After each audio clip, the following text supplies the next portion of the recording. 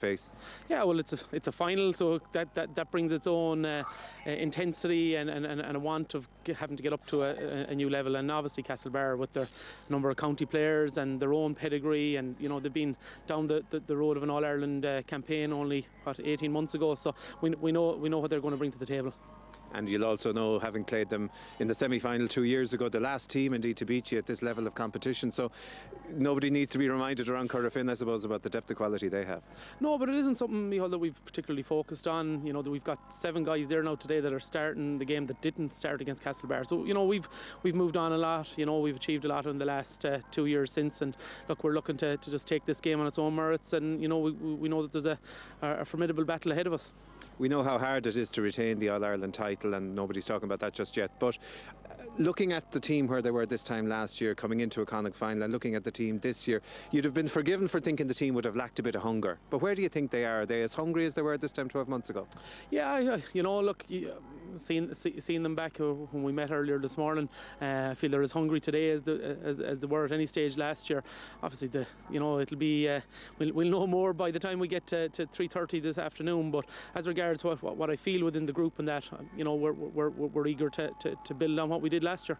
Declan, a superb start the last day against Clonangail in the semi-final, but you tended to fall apart a little bit, I felt, after that. So what have you fixed and what have you worked on in between today and the semi-final? Well, fall apart is a bit harsh, I think, Micheál. I think we just eased off it a bit. I think we played maybe within ourselves. I think we were kind of reverted back to type, went into our shell a small bit. So we're hoping to get the good start again today and to push on if we get that start.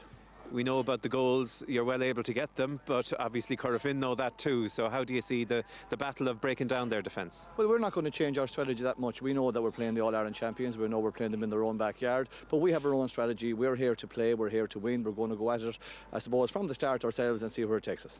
Playing in Tuam is a disadvantage. It's a heavy enough pitch, long grass here today. Will it slow down the play, do you think? I wouldn't necessarily say so. In comparison to Hyde Park and Roscommon the last day, there's a little bit less grass on than actually in Hyde Park. So it's winter football. It's the 22nd of November. We're well used to it. It's what we train on. We're used to it. So no issue there. Confident. Okay, quietly. So Keamy Dling and the Banish Story and son Shahid Mir and the Bioha and Saw August Mary Fires. Grammatza Vihil agus na Níl agus go rá in úntacha pelle éit sa tá mé Christiana bharrig mar se chuir chun parke ahrú bháin on bhir na hosting chlá lechanna sig in Clonangail. Rory Byrne an captain agus tá einad cosanta daingan ó sa choirmach a siúd chur for Tam Caniff Martin Farrer beidir tróna agus be cinle díon bhí Alan Feeney má hostín Micheál Lundy a fáníocht mar íon gomininic. Se Barry Morn réad lá na parke chimleir cumasach a sé Ger McDonagh chomá as madlis na tosathe tá anachúntúirt cool leis an lína lán tosaigh go háirithe fuair Neil Douglas trí cína gluthe ceannaise chun mar hapla tá chead cína Danny Kirby le raon cléithe nuas agus sé Richie Feeney a chraíonn mórán díobh 8 díogar fad le 2 chléithe nuas agus ahrú súntasach leis ifar thuchtí Cian Castló is tíganáid Éidenwald ó hos 8 hóna. Tágann sonar fad go méid brúsdach ar chula Corofine ach ní chuir san asta le héadí Kieran Fitzgerald, Kieran McGranson agus Alan Burke an dát ach níl an nuidir céanna taithí ag le héadí Conor Cunningham. Be cuairm Samuel Feire ag Liam Siltney flár tánóna chomá ach cinna mór se All-Star na Hamán a Dahi Burke a ágan tear lár agus iwwer fithe Greg Higgins os nún san na Lárna Parke Tevle Ronan Steed an tenahrú an gluthe lechanis. Ha Gary Sais mar fríomh hosaí có le blianú mar sin nuas ach ha Martin Farrer treis roiise cúla aimsú agus Ian Burke leis treis áiti chinú ar a bhfuir na dernas gan an captain Michael Farrer ná Micheál Lundy a dhearú a chadéad. Okay, so tá na himróí beag nach réig, Mark Focail Dower nach fechan míidir Sin óhin Gary Sais an an neart agus choramúcht agus Sais a gáin agus count tapig buirt a gasisiúd nis sé an Fitzgerald Gross a tagarta buirt isteach a gasisiúd ard scór ar fádaí an lán chulaí. Yeah, ard scór ó leithís de Michael Lundy ó gan mar sin ach scóred an Sky ó Kieran Fitzgerald far a imríonn de gram mar aca muid a ríiste. Ní a bhain góilte láidir agus go luas aige ach Lanchi Gary Kirby amachchan sin. Ach de chimáidir sin agus Ronan Steed tá sé siúd a gimmert na réad beidir sa lína lechúliad fara Corofin is spráile a spás spráile hanna pasan na cosise agus ar hála héadí Farrer Is dig got Burke Chomá céanna fearan boutas an sprickaimse aige siúd sin caidle dámh. Yeah, scoring tuck a restelo Martin Farr ag an pass a rinne score Brian Mahurmsa pass tras Farkan shin agus bhí go leor spás ag a chontu ar Yeshogan shin agus Cruniaston Sky.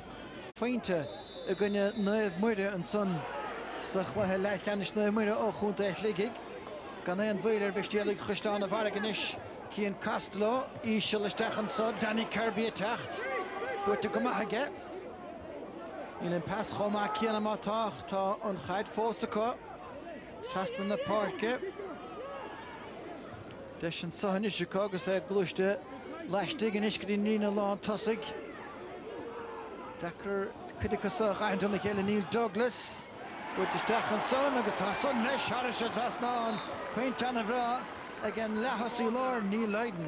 Sin score 8 Kushna Broga and Usage and Shin like Leish agus bhí sé abalta an gí a hósan sin agus é Stuart Gerard Haran Trastal sin score 8 agus in an area bhí sé the year who mar the couple of score Lua Galore fight ag Corofin Yasakila.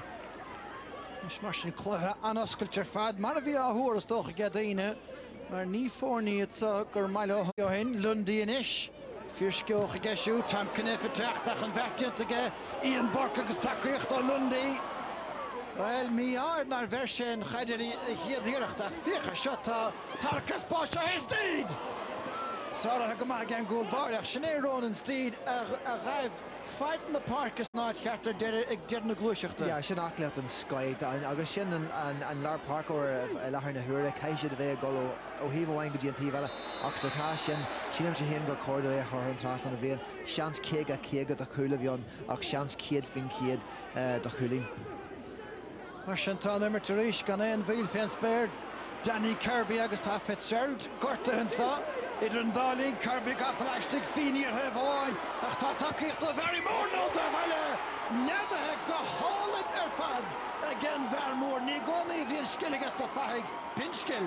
Skilled an Sky an sin ach an níomhhain sin ach an pic suas an sin agus an pass leive a chur isteach é ach rinn sé an rud ceart an amatí Janan daoine iireach é a bhfuil go trom agus go láidir ach chláirní sé dúsa sé na chuinealathe beidir tháinig a chláinú híspring chuibeire agus cool aonteach an fear mór. Agus mar bhar ar gachtan is de luas gur gortaíoch cinnta Stearns a glúiseacht san tá an lán chulaí fós an sanna mó ar a chorraigh a lár na páirce agus cór leis a gháilte é siúdach caiig meid Declan O'Reilly sa anna teis dul saoil a déibh hálach an barc agus is crá a thócaigh an ceansa. I Leonor a clíochta an fersa an a chóramach cardéiseach spracéimsethe bear na méadathe. Yes. As láchan cín ar a bhera atá seilbh na pelle Barry Morden seachúne Mícheál Lundaí a mun dúilgus mar chos an tóir an bátasan ar chuma éigen bíon fersa ar a gcónaí a gceist na mistéalaigh Danny Kirby an trasa Siúdí Barry Morden ceann an áir de geisiúd agus leistigh den gúile baiste cúil agus paintanis ag an bhear mór.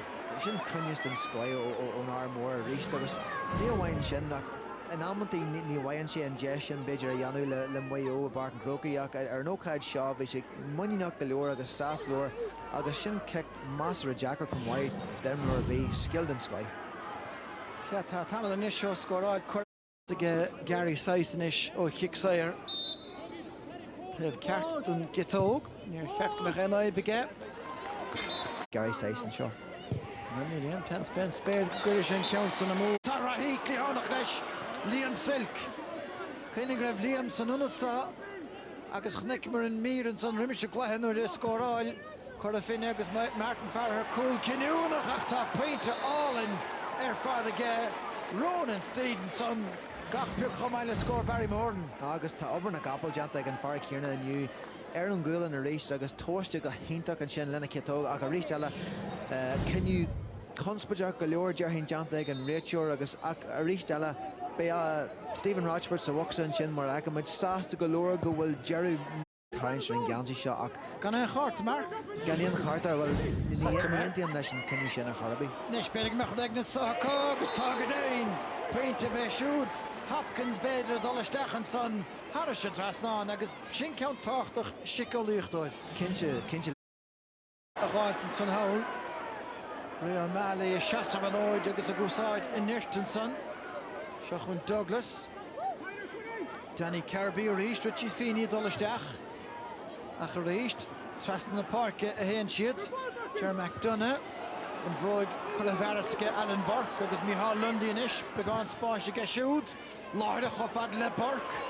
Ian about the Sasha Glushach Danias Farah Nish. A direct Dulchan Keene Yenov. Fachten sa agus in council Portistach agus an a feint to go again Martin Farah. agus a tarna cin sa lá seo bhíonach a brístelle frí onsaí den Sky agus Michael Lundy lárnach a nachan rud a Harlan sin pas ionach agus an líthráid buinte aige an san chuid ceart den foiach de Corofin cai siad Lundy eilir an líthráid níos mó tá sé nápata hábhata de Castlebar agus iad a golasteach ag an seomra festas coppla chuin hon tosí beidir.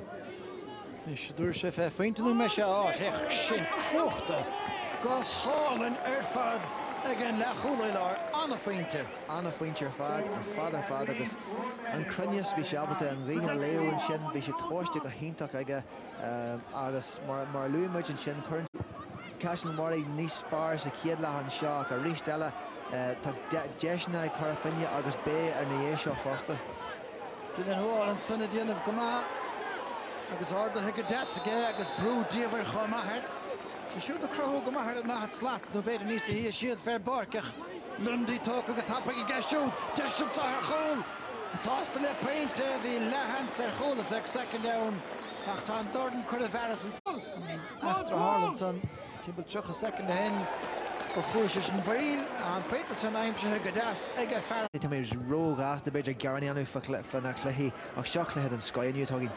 An a chháil de get Barry Morden tá fear mar ach necimhar dahí barca prapáil an san agus sé Greg Higgins a bheith go fág an na parca do Corofin idir an dálí se chuin istíalaigh Christian Varrig in an nún sí a réist ile anna ghéirn san sta go ben Neil Douglas ach baiste wuchail hecha sin de feinte anna cheann go dó. Ja, far bhí ciún golóir Jerhin Hían an san céadla ach sin scór inspiraide an obair na gabal John de Rees ag Richie Feeney pas jazz curtha amach heige agus díreach an tras an Neil Douglas scóirintach. Tarna ceann ige Douglas in chiad ceann ó nimmirtige agus begus stoilm go bheith cían Castlo a rácha an farc. Mar sin tuthar le Paddy take isteach agus fuair Castlo roingt bha sellibh ach beidir an plúide dearnach action a bhíon sannaige bhí an rud íon cinad an mainisteoir beidir ghatharú leis sin council buirtisteach agus tá siad ginti stig ach ar deire hir fóríl a deirsiad ó iirecht bhartan Farahar. Ja, ní léana ácha agin na dúmar an drochúir de Martin an tam seo de Martin an tam seo ach sin deis másra éasca chuthar fóríige ba cógurú sé sin chuthar an trasna far có ilse agus có crunas atáise. So an teach go bheith dahí barca raibhann council san air seach an Corofin trastan tagarí Michael Farahar Dylan Wall i feh le pass takeige agus anna scór tóiste agus éfachtach mar éimir to get Corofin. Well, fragaríntach fragar forfa an sin ó Corofin ceach mogu hontáí a réist tá deis ag an dair an seo a níl bhain aithníonn siad beirt beidir go bhfuil siad dabal de bogu níos fuide na seo beidir ag smuintí beidir ar lá eile fádraig mar tá siad a gimmart ag an ard level caiidan seo agus sílam sa híon go bhfuil deis ach go gol níos fuide na seo.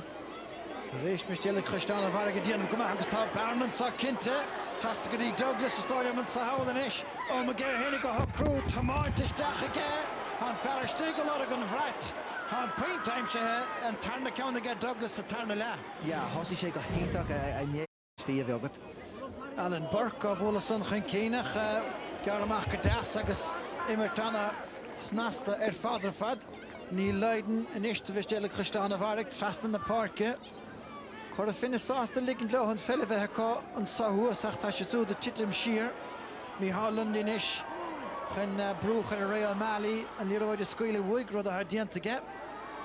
Fachta her nashmata Geo Mali, gan Henry and the Lundinish. Stachelorsley, Barry Moore, Nagus, Jamu, Ach, noch gelorach, Tasher Gaffalash, Diggings, Desh, Salvada!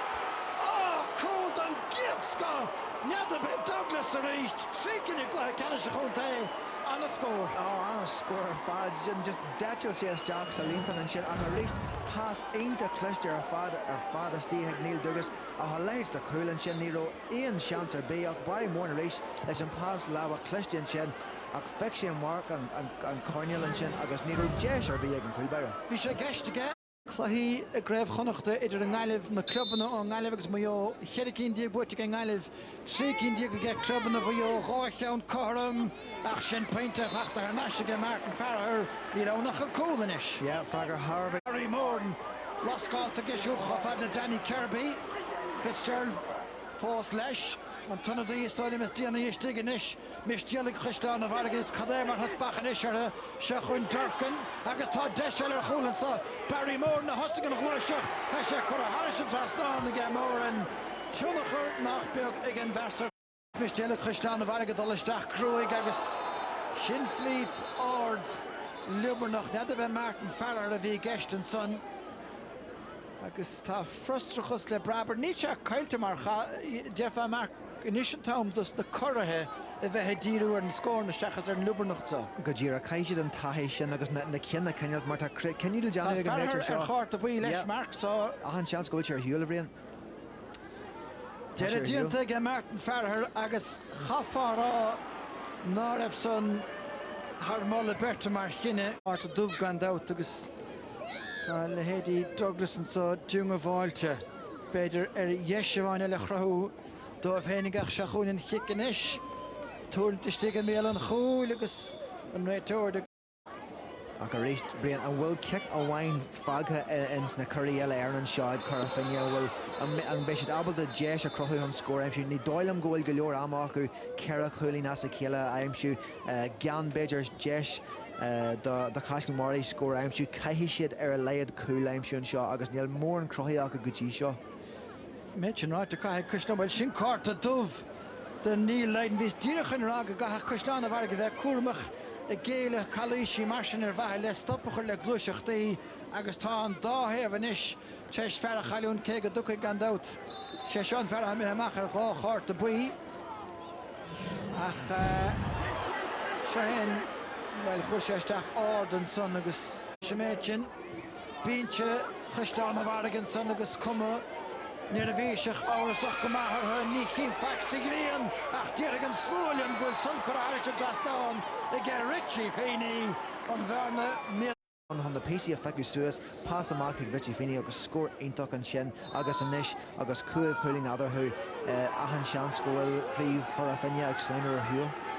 Tá seaachna mat goile nó mar sin agus pe méid a curfa leis agus mór a chuid a chuig féinte agus tá grein docht dagan I get Christian of Argan Law in the park and Law in the hood, agus tá spásach rahuistig leis agus paint in a fós rud a hagan shaking after inis and countess díana ag Stephen Keane nach díach a lús go dórne a díú in bail tá méid sin well tá sé díanta róha aige ach na múl agus anna chrain agus mar a Harlín sé chairéimach bócach an sa ar a barc agus ar a daimhlína ha sé mehebán agus a chúis acu is tócha gur bhíad Corofin I rán an ódar ach tá jab díanta a ríist ag mistéalaigh Christian a bharag ortha I dúim agus sárch le Canismark. Bhfuil mé ansoltas an cléis sin th seas go nóid níacha mé cléthe ní bar go dtí seo am líana bhríon caiidir go rá goró sé gimmert ag an level is ardja agus seo seampaí Corofin agus iad beidir